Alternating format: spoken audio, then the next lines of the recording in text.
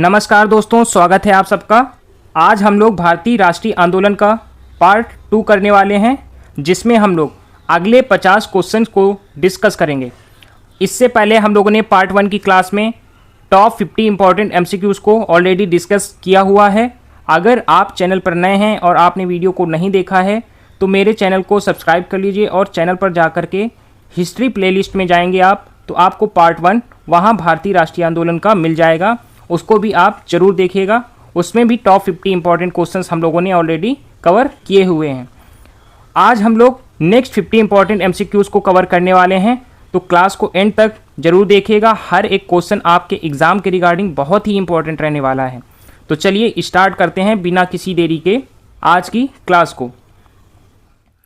आज की क्लास का पहला प्रश्न, पूर्ण स्वराज दिवस पहली बार कब मनाया गया? पूर्ण स्वराज दिवस पहली बार 26 जनवरी 1930 को मनाया गया था। तो राइट आंसर ऑप्शन ए होगा। सविनय अवज्ञा आंदोलन की शुरुआत किस घटना से मानी जाती है? सविनय अवज्ञा आंदोलन की शुरुआत दांडी यात्रा से मानी जाती है, तो इसका राइट आंसर भी ऑप्शन ए होगा। दांडी यात्रा कब शुरू हुई थी? दांडी यात्रा 12 मार्च सन 1930 को शुरू हुई थी और यह यात्रा गांधी जी ने 78 स्वयंसेवकों के संग साबरमती आश्रम से दांडी के समुद्र तट तक की निकाली थी। तो इसका राइट आंसर ऑप्शन ए होगा, 12 मार्च 1930। दांडी यात्रा कहाँ से शुरू हुई थी? दांडी यात्रा साबरमती आश्रम से शुरू हुई थी। आगे बढ़ते हैं। दांडी यात्रा में गांधी जी के साथ कितने स्वयंसेवक चले थे? दांडी यात्रा में गांधी जी के साथ 78 स्वयंसेवक चले थे। तो राइट आंसर ऑप्शन बी होगा। गांधी जी ने नमक कानून किस स्थान पर तोड़ा था?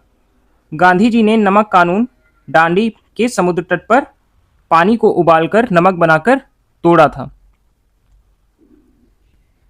गांधी इरविन समझौता कब हुआ था?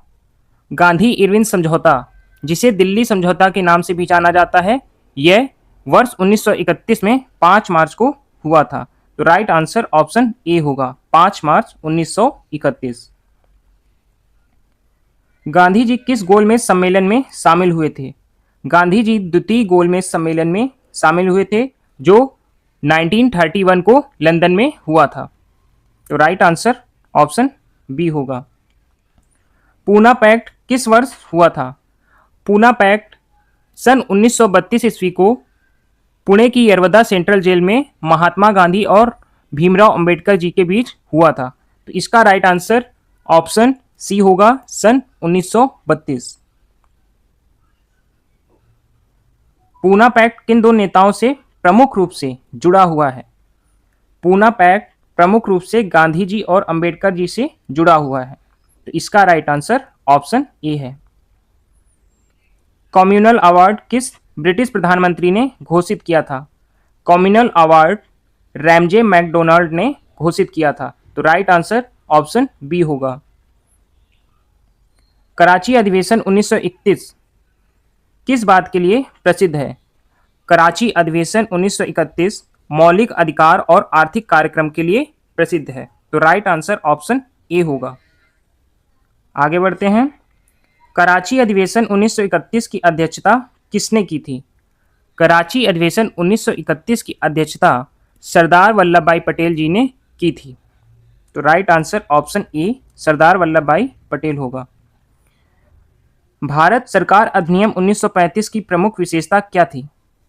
भारत सरकार अधिनियम 1935 की जो प्रमुख विशेषता थी वह प्रांतीय स्वायत्तता से रिलेटेड थी। इसमें प्रांतीय स्वायत्तता प्रदान की गई और केंद्र तथा प्रांतों के बीच शक्तियों का विभाजन कर एक अखिल भारतीय संघ और संघीय न्यायालय की स्थापना की गई थी। तो ऑप्शन ए इसका राइट आंसर होगा। तो राइट आंसर ऑप्शन ए, प्रांतीय स्वायत्तता हो जाएगा। 1937 के चुनाव किस अधिनियम के तहत हुए थे या किस अधिनियम के अंतर्गत हुए थे? तो इसका राइट आंसर होगा भारत सरकार अधिनियम 1935। 1937 के जो चुनाव हुए थे वह भारत सरकार अधिनियम 1935 के तहत हुए थे। तो राइट आंसर ऑप्शन सी हो जाएगा। अगस्त प्रस्ताव किस वर्ष दिया गया था? अगस्त प्रस्ताव वर्ष 1940 ईस्वी को दिया गया था और यह प्रस्ताव तत्कालीन वायसराय लॉर्ड लिनलिथगो ने 8 अगस्त 1940 को द्वितीय विश्व युद्ध में भारतीयों का सहयोग प्राप्त करने के लिए यह प्रस्ताव प्रस्तुत किया था। तो इस प्रस्ताव को प्रस्तुत करने का मेन उद्देश्य भारतीयों का सहयोग प्राप्त करना था। और यह कब प्रस्तुत किया गया? 8 अगस्त। आप डेट याद रखिएगा, 8 अगस्त 1940 को। आगे बढ़ते हैं। व्यक्तिगत सत्याग्रह का पहला सत्याग्रही किसे बनाया गया था? व्यक्तिगत सत्याग्रह का पहला सत्याग्रही विनोबा भावे जी को बनाया गया था। तो ऑप्शन ए राइट आंसर हो जाएगा। व्यक्तिगत सत्याग्रह का दूसरा सत्याग्रही कौन था? व्यक्तिगत सत्याग्रह का दूसरा सत्याग्रही पंडित जवाहरलाल नेहरू जी थे। तो राइट आंसर ऑप्शन बी होगा, जवाहरलाल नेहरू। क्रिप्स मिशन भारत कब आया था? क्रिप्स मिशन भारत 22 मार्च 1942 ईस्वी को आया था। राइट आंसर ऑप्शन सी 1942 हो जाएगा। और अगर आपसे डेट पूछी जाती है तो 22 मार्च आप देखेंगे, 22 मार्च 1942 इसका राइट आंसर होगा। क्रिप्स मिशन को गांधी जी ने क्या कहा था? क्रिप्स मिशन को गांधी जी ने डूबते बैंक का उत्तर दिनांकित चेक कहा था। तो ऑप्शन बी इसका राइट आंसर होगा। आगे बढ़ते हैं। भारत छोड़ो आंदोलन का प्रस्ताव कब पारित हुआ? भारत छोड़ो आंदोलन का प्रस्ताव कब पारित हुआ? तो इसका राइट आंसर है 8 अगस्त 1942। यह प्रस्ताव 8 अगस्त 1942 को पारित हुआ था। आगे बढ़ते हैं। भारत छोड़ो आंदोलन का प्रस्ताव कहाँ पारित हुआ था? भारत छोड़ो आंदोलन का प्रस्ताव बंबई में पारित हुआ था। तो राइट आंसर ऑप्शन ए होगा। और अगर क्वेश्चन आता है कि बंबई में कहां पर हुआ था, तो बंबई के ग्वालिया टैंक मैदान में यह प्रस्ताव पारित किया गया था। आगे बढ़ते हैं। भारत छोड़ो आंदोलन का प्रसिद्ध नारा कौन सा था? भारत छोड़ो आंदोलन का प्रसिद्ध नारा था करो या मरो। ऑप्शन ए करो या मरो। और यह नारा गांधी जी ने 8 अगस्त 1942 को बॉम्बे में अपने भाषण के दौरान दिया था।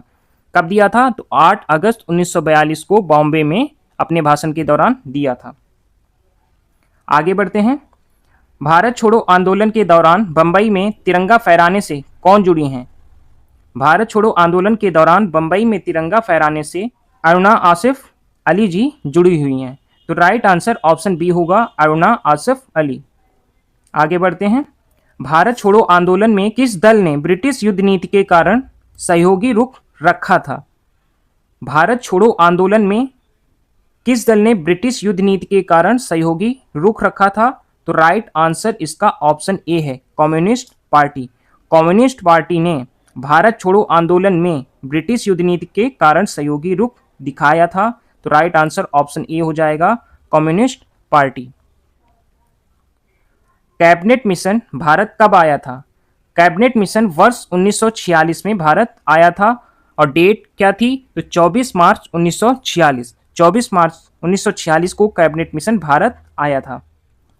तो दोस्तों, वीडियो पसंद आ रहा हो तो लाइक ज़रूर करिएगा, दोस्तों के साथ शेयर करिएगा और चैनल को सब्सक्राइब करना मत भूलिएगा। ऐसे ही इंपॉर्टेंट एमसीक्यू सीरीज हम लोग लाते रहेंगे जो आपके एग्ज़ाम के रिगार्डिंग बहुत ही इंपॉर्टेंट होते हैं। तो चलिए आगे बढ़ते हैं। अब संविधान सभा का गठन किस योजना के आधार पर हुआ था? संविधान सभा का गठन कैबिनेट मिशन योजना 1946 के तहत हुआ था। तो राइट आंसर ऑप्शन ए होगा, संविधान सभा का गठन कैबिनेट मिशन योजना के तहत किया गया था। आगे बढ़ते हैं। संविधान सभा की पहली बैठक कब हुई थी? संविधान सभा की पहली बैठक 9 दिसंबर 1946 को हुई थी। तो राइट आंसर ऑप्शन ए होगा, 9 दिसंबर 1946 को। तो दोस्तों, यहाँ अब आप लोगों से एक प्रश्न है कि जो कॉन्स्टिट्यूशनल हॉल है उसे हम लोग अब किस नाम से जानते हैं? यानी दिल्ली में स्थित जो कॉन्स्टिट्यूशनल हॉल है उसे अब किस नाम से जाना जाता है? ये आप लोगों के लिए एक प्रश्न है, इसका आंसर आप लोग कमेंट करेंगे। आगे बढ़ते हैं। माउंटबेटन योजना कब घोषित हुई थी? माउंटबेटन योजना 3 जून 1947 को घोषित हुई थी। तो कब घोषित हुई? माउंटबेटन योजना 3 जून 1947 को घोषित हुई थी। ये इसका राइट आंसर होगा। भारतीय स्वतंत्रता अधिनियम कब पारित हुआ था? भारतीय स्वतंत्रता अधिनियम 18 जुलाई 1947 को पारित हुआ था। राइट आंसर ऑप्शन बी होगा। इस अधिनियम के तहत ब्रिटिश भारत को भारत और पाकिस्तान के रूप में दो स्वतंत्र राष्ट्रों में विभाजित किया गया था। तो भारतीय स्वतंत्रता अधिनियम अगर पूछा जाता है कब पारित हुआ तो 18 जुलाई 1947 आप आंसर देंगे।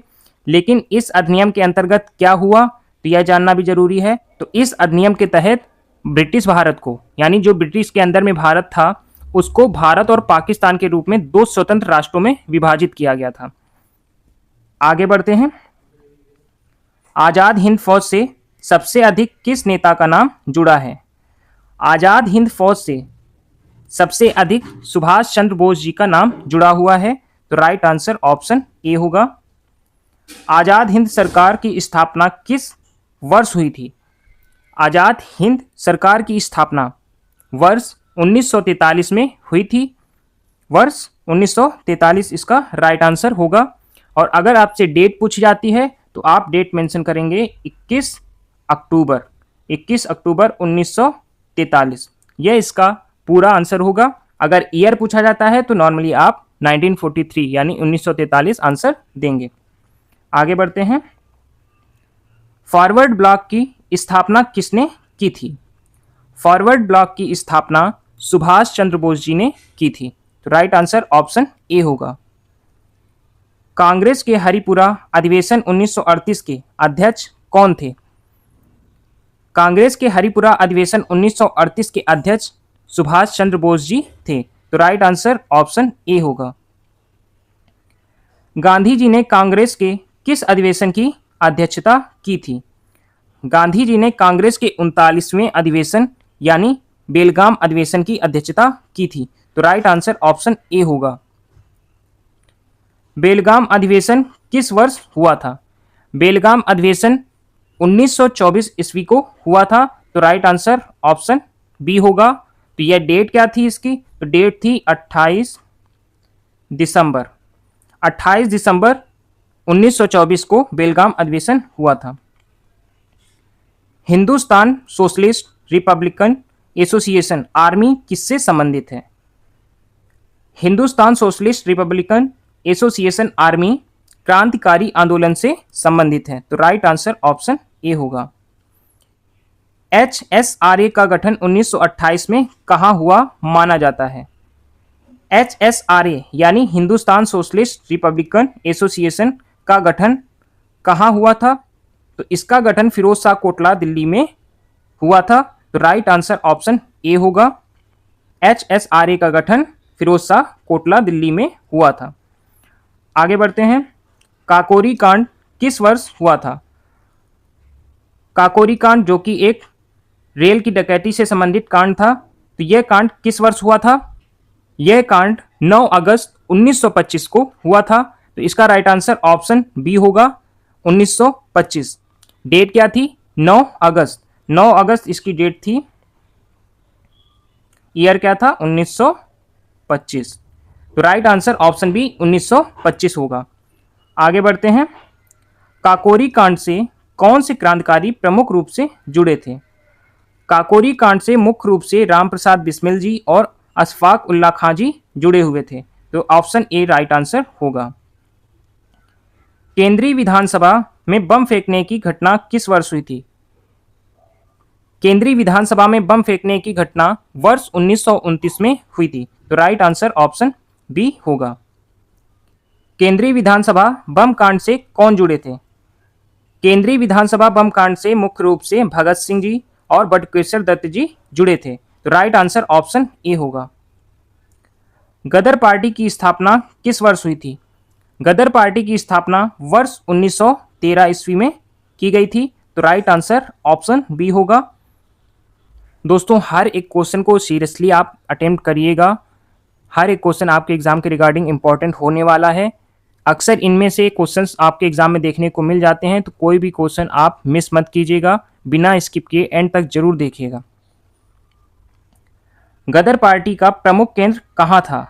गदर पार्टी का प्रमुख केंद्र सैन फ्रांसिस्को अमेरिका में था। तो राइट आंसर ऑप्शन ए होगा सैन फ्रांसिस्को। गदर पार्टी से किस नेता का नाम प्रमुख रूप से जुड़ा है? गदर पार्टी से मुख्य रूप से लाला हरदयाल जी का नाम जुड़ा हुआ है। तो राइट आंसर ऑप्शन ए होगा। बारदोली सत्याग्रह का नेतृत्व किसने किया था? बारदोली सत्याग्रह का नेतृत्व सरदार वल्लभ भाई पटेल जी ने किया था। और यह सत्याग्रह कब हुआ था, किस वर्ष हुआ था? तो यह सत्याग्रह वर्ष 1928 में हुआ था। ऑप्शन ए राइट आंसर होगा, सरदार वल्लभ भाई पटेल। बारदोली सत्याग्रह का नेतृत्व सरदार वल्लभ भाई पटेल जी ने किया था। और किस वर्ष हुआ अगर पूछा जाता है देन आप आंसर करेंगे 1928। आगे बढ़ते हैं। बारदोली सत्याग्रह किस वर्ष हुआ था? तो अभी हम लोगों ने डिस्कस किया, वर्ष 1928। आगे बढ़ते हैं। निम्न घटनाओं का सही कालक्रम क्या है?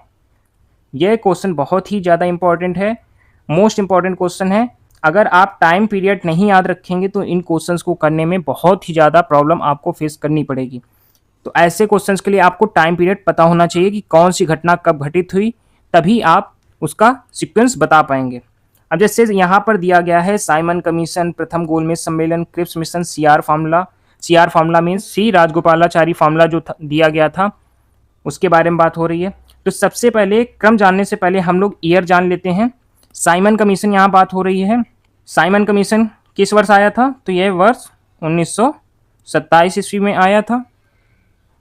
सेकेंड है प्रथम गोलमेज सम्मेलन। तो यह गोलमेज सम्मेलन कब हुआ? वर्ष 1930 ईस्वी में, 1930 में। Then Cripps mission. तो क्रिप्स मिशन 1942 में हुआ, 1942। क्रिप्स मिशन का टाइम पीरियड क्या है? 1942। Then C R formula, C Rajagopalachari formula 1944 में दिया गया था। कब दिया गया? तो 1944। अब आप टाइम पीरियड से आप सीक्वेंस समझ सकते हैं। 1927 को क्या हुआ? साइमन कमीशन भारत आया। 1930 को क्या हुआ? प्रथम गोलमेज सम्मेलन। आप ऑप्शन में देख पा रहे होंगे दो ही ऐसे ऑप्शन है जिसमें साइमन कमीशन पहले पे दिया गया है। तो साइमन कमीशन के बाद क्या हुआ है? प्रथम गोलमेज सम्मेलन। और सी वाले ऑप्शन में क्या दिया गया है? Cripps mission. तो ये ऑप्शन तो गलत हो जाता है इस लिहाज से। बच्चा एक ऑप्शन, साइमन कमीशन, प्रथम गोलमेज सम्मेलन, क्रिप्स मिशन और सीआर फार्मूला। ऑप्शन बी यही इसका राइट सीक्वेंस होगा। तो ऑप्शन बी इसका राइट आंसर होगा। आगे बढ़ते हैं। अगला प्रश्न भी सीक्वेंस पे आधारित है। इसका भी टाइम लिमिट जान लेते हैं कौन सा। अब जैसे पहला ऑप्शन है भारत छोड़ो, असहयोग, सविनय अवज्ञा, पूर्ण स्वराज। अच्छा ठीक है, सभी में ही बात भारत छोड़ो, असहयोग और सविनय अवज्ञा और पूर्ण स्वराज की बात हुई है और स्वतंत्रता की बात हुई है। सभी का टाइम पीरियड जान लेते हैं हम लोग सबसे पहले। तो जैसे बात अगर हो भारत छोड़ो आंदोलन की तो यह कब हुआ? यह 1942 में हुआ था। भारत छोड़ो कब हुआ था? 1942 में। असहयोग आंदोलन कब हुआ था? 1920 में। तो पहला ऑप्शन तो सही नहीं होगा। बी ऑप्शन चेक कर लेते हैं। असहयोग आंदोलन 1920 में हुआ। सविनय अवज्ञा आंदोलन तो यह 1930 में हुआ। सविनय अवज्ञा कब हुआ? तो 1930 में हुआ। भारत छोड़ो, तो भारत छोड़ो आंदोलन हुआ 1942 में। इसके बाद ऑप्शन है स्वतंत्रता 1947 में। ये सीक्वेंस मुझे सही दिख रहा है। तो ऑप्शन बी इसका भी राइट आंसर होगा। असहयोग, सविनय अवज्ञा, भारत छोड़ो, स्वतंत्रता। तो राइट आंसर इसका ऑप्शन बी इसका राइट आंसर हो जाएगा। तो दोस्तों ऐसे क्वेश्चन कोई भी आए सबसे पहले आपको टाइम पीरियड नोट कर लेना है एक साइड, फिर उस सीक्वेंस के अकॉर्डिंग आप इस क्रम को अरेंज कर सकते हैं। कभी भी क्वेश्चन ऐसे गलत नहीं होता है, कोई कंफ्यूजन भी क्रिएट नहीं होती। तो ये चीज़ आप ऐसे क्वेश्चंस को अटेम्प्ट करते समय ध्यान रखेंगे। आगे बढ़ते हैं। आज की क्लास का अंतिम प्रश्न, संविधान सभा में उद्देश्य प्रस्ताव किसने प्रस्तुत किया था? संविधान सभा में उद्देश्य प्रस्ताव पंडित जवाहरलाल नेहरू जी ने प्रस्तुत किया था। किसने प्रस्तुत किया? तो पंडित जवाहरलाल नेहरू जी ने प्रस्तुत किया था। और यह प्रस्तुत कब किया गया था यह भी पढ़ना जरूरी है, यह भी जानना जरूरी है। तो यह 13 दिसंबर 1946, 13 दिसंबर 1946 को प्रस्तुत किया गया था, जिसे 22 जनवरी 1947 को संविधान सभा द्वारा सर्वसम्मति से स्वीकार किया गया था और यह आगे चलकर प्रस्तावना बना। यह जो प्रस्ताव पेश किया गया था यह 22 जनवरी 1947 को संविधान सभा द्वारा स्वीकार कर लिया गया था, सर्वसम्मति से स्वीकार हुआ था और यही आगे चलकर संविधान की प्रस्तावना भी बना है। तो अगर आपसे प्रश्न किया जाता है संविधान सभा उद्देश्य प्रस्ताव किसने प्रस्तुत किया, तो जवाहरलाल नेहरू जी ने प्रस्तुत किया। कब प्रस्तुत किया, तो 13 दिसंबर 1946 को प्रस्तुत किया। और इसको संविधान सभा ने कब स्वीकारा, तो 22 जनवरी 1947। राइटिंग थोड़ा बिगड़ रहा है बट आप नोट कर लीजिए, मैं बोल रहा हूँ 22 जनवरी 1947 को संविधान सभा ने इसे स्वीकारा था और इसे आगे चलकर संविधान की प्रस्तावना बनाया गया, यानी प्रेजेंट में यही संविधान की प्रस्तावना बना है। तो दोस्तों ये थे हिस्ट्री के टॉप 100 इंपॉर्टेंट क्वेश्चंस। पार्ट 1 में हम लोगों ने डिस्कस किए थे टॉप 50 क्वेश्चंस। आज की क्लास में हम लोगों ने पार्ट 2 की क्लास में आज हम लोगों ने नेक्स्ट 50 क्वेश्चन डिस्कस किए हैं। और ये सभी क्वेश्चन यानी पार्ट 1 में जो हम लोगों ने डिस्कस किए, पार्ट 2 में जो डिस्कस किए, ये सभी क्वेश्चन बहुत ही मोस्ट इंपॉर्टेंट हैं आपके एग्जाम के लिहाज से। तो हर एक क्वेश्चन को सीरियसली अटेम्प्ट करिएगा। हर एक क्वेश्चन आपके एग्जाम के रिगार्डिंग बहुत इंपॉर्टेंट रहने वाला है।